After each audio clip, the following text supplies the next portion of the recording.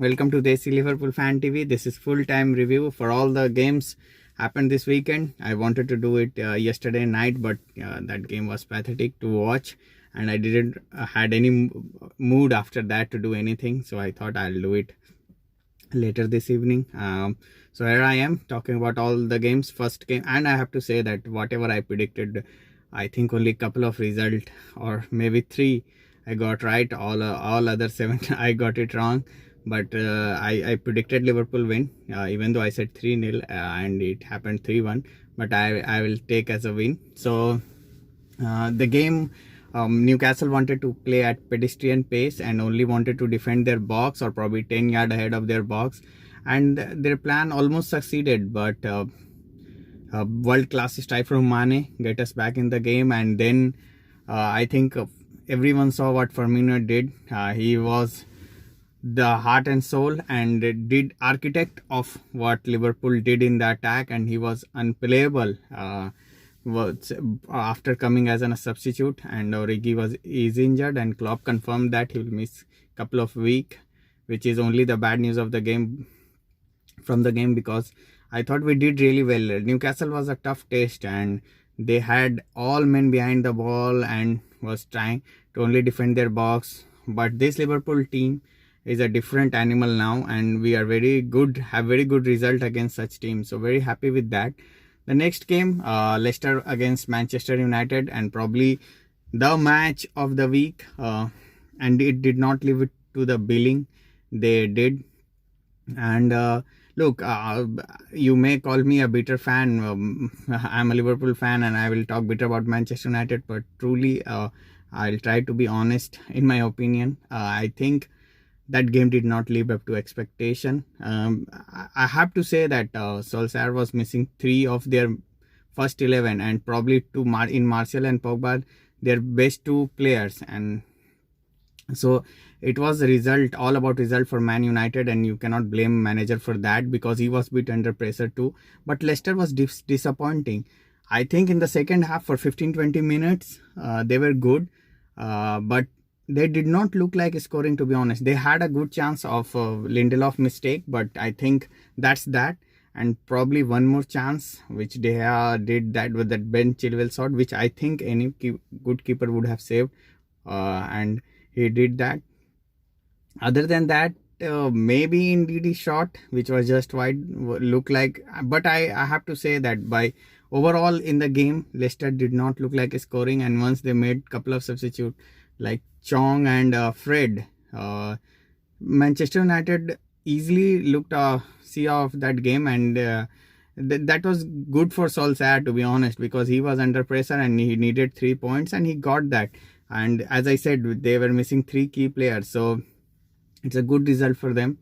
Other game, Manchester City lost to Norwich 3-2, and Norwich were deserving winner, and I did not saw that match as I thought that it will be boring to see, and I was watching Serie A game, but it turned out, even though they were 2-0 up, I thought City will come back, and I do not want to invest energy in that. But good, very good for Norwich City, great result, and kudos to their manager because he stuck to his guns. He played best game.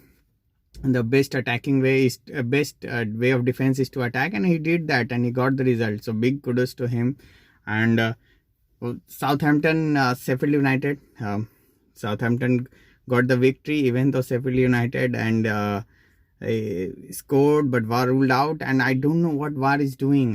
Seriously, I missed that part in Liverpool game where Matip was totally hold, and if VAR cannot see that as a clear and obvious error, good luck to VAR. I think it's only there to check offside, and goal, I think one goal they were all appealing for offside, which did not come up. I think against Everton,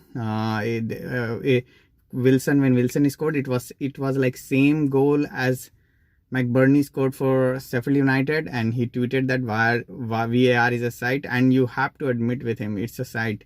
But good win for Southampton, who were also struggling a bit, so it's a big win for them. Wolves, I predicted Wolves victory or maybe draw against Chelsea, and Wolves were hammered by time. Tammy Abraham were probably player of the week because no one gave him chance after a couple of matches, and everyone was saying that he's a championship striker. Now I think he's a top of the pile on his striker list. 7 goals and big hat trick.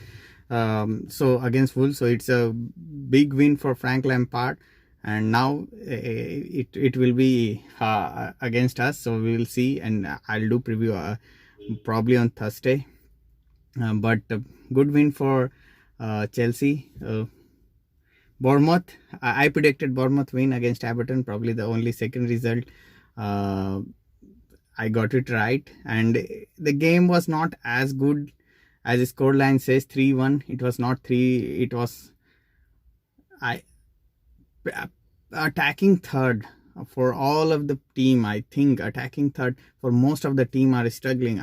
Only 4 or 5 teams maybe are good in attacking third, along with City, Liverpool and Arsenal. Tottenham, I don't think any team, even you can include Chelsea because Mason Mount and all those play a very good attacking football. Other than that, I think everyone struggles. Bournemouth did score 3 goals. Everton scored 1 and could have got 1 more, but they do not look like a fluent forward team. And Everton, Andy Townsend destroyed Marco Silva in commentary, saying that they always have that moment of complete blankness or out of focus. It's about match or season, and Marco Silva team always has that. And I have to agree with that, because I've seen when Everton fan trying to make him big and he fluffs his line and always do that. So long may it continue, to be honest. But that was poor game from Everton. Brighton versus Burnley, I didn't see that. I predicted Burnley to win, but it was a draw, and I think both team would be happy because Burnley leaded for a long time, so Brighton would be happy, and a point away from home, St. Sundice will be happy with that. The game of the weekend has to be Watford versus Arsenal, the game of 2 halves, as we always use in football as a cliche. But it was first half, even though Watford huffed and puffed and they had few chances and Arsenal were not comfortable, but Arsenal had a 2-goal lead, and you will think that now Watford bottom team in the league, and you will think that Arsenal will go on and push on, and with their attacking threat they should. But in the second half, it was so much of Watford. Only in the last 5-6 minutes, when going 2-2, Arsenal had couple of moments, or before going 2-2 down, there was one attack by Joe Willock and Torreira having a shot, and that made Arsenal fan mad that why as a defensive mid you will be in opposition box leading 2-1 only for 10-15 minutes to go. And that led to counter attack, which David Luiz gave penalty away, and arguing like it was not a penalty, just like he did against Salah. You are a stupid guy, David Luiz. It was a penalty against Salah. It was a penalty against Pereira. It was a penalty, and the referee was right calling that, and 2-2. And you have to think about Watford, that they would be gutted about their honestly their loss, draw, because right at the depth, Doucouré has a very good chance and he should have scored, but he didn't. And there was other couple of chances from Deulofeu which they could have scored, and Arsenal fan, after spending so much money, they were very, very happy about their team performance and all those stuff, and they were thinking that this could be their season. They could be may not be in top 2, but definitely they would like to see in third. But and Tottenham, Manchester United, Chelsea, they had in a disarray, but I think they have same point than Arsenal, and that made them angry, and rightly so. And talking about Tottenham spanked Crystal Palace 4-0, and Roy Hodgson now would be in a big pressure because his team is not performing. They had a good result against United, then draw, and again this spanking. So he would be in pressure, and rightly so, because his team not plays well at all, rigid, and maybe some flair from Townsend or Zaha.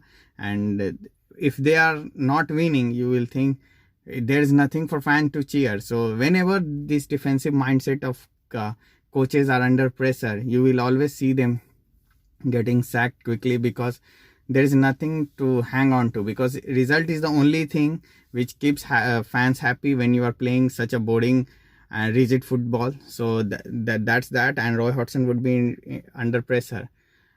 Aston Villa and West Ham, probably the most disappointing game, because it was 12:30 at night for India, and even though West Ham went down to 10 men, Aston Villa could not muster a decent chance. Forget about goal, they did not have any decent chance. In fact, West Ham had one chance at which they could have scored, but Aston Villa at home, they should have, with 10 minutes, and I think 10 play against 10 players with 22 minutes, I think around 22-25 minutes to play against 10 men, and if they have spent 120 million, we cannot forget about that. So spending that much money and playing against a 10 player for 20-25 minutes, you expect home team to score, which they didn't, and I don't think they played really well. And before going to 10 man down, West Ham were also very boring, but once they went to 10 man, actually they played better than what they had with 11 man. But overall, I think that game deserved a draw, because both of them were pathetically poor, and probably the worst game of the weekend. And if you have to pick one star performer, it would be tossed between Pukki and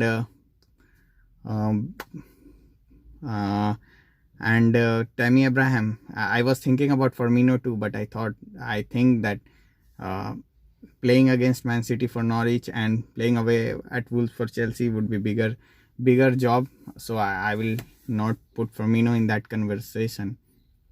I think it would be tossed between Pukki and Tammy Abraham, and you need to give it to Pukki, because the assist for the second goal, to striker to do that, you always see that the striker will always take a shot at the goal, but Pukki had a vision and executed very well, and for Norwich it would be big result. Chelsea will be expected to win against Wolves. Even they were away, they are expected to win, but no one would have expected Norwich to really outplay, and they deserved that result. It was not lucky like Crystal Palace game or any other game that City lost. It was proper. Norwich outplayed them, and 3-2 is not a fair reflection on them. It should have been 3-1. That would have been fair reflection. So I will give Pukki star performer of the week. Thanks guys, thanks for watching. Do let me know what was your star performer or best game you watched this weekend. Thanks guys, thanks for watching. Bye bye.